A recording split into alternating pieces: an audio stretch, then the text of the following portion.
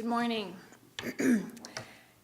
As Rebecca mentioned, I'm Winnie Brinks. I represent the 76th District in Grand Rapids, and I'm proud to be part of this effort to combat domestic violence in Michigan and to help support people who are working to get away from violent relationships in their lives.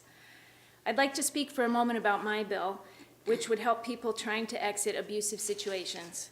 Specifically, my bill would require employers to offer sick leave to allow people to use that time to receive help following sexual assault, domestic violence, or stalking. People who have survived sexual assault or domestic violence have already endured unimaginable physical and emotional pain.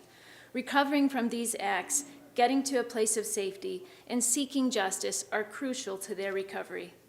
This recovery takes courage, but it also requires some time and action. It's known that the threat of serious physical harm to a woman in an abusive relationship is greatest once she attempts to leave or has left the relationship.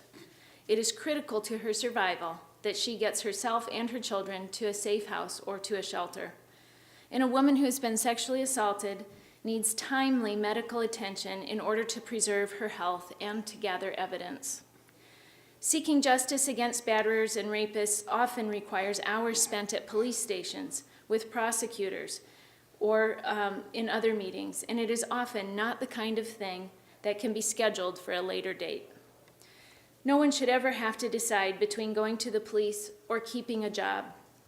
No one should have to choose between their children, bringing their children to a domestic violence shelter, or losing a day of pay.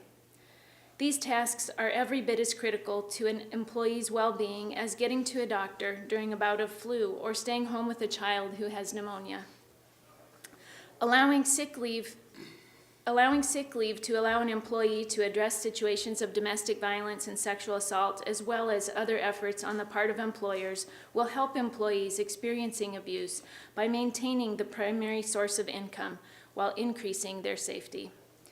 These efforts also benefit employers who will be able to retain knowledgeable employees and generate loyalty and goodwill among their employees and the community.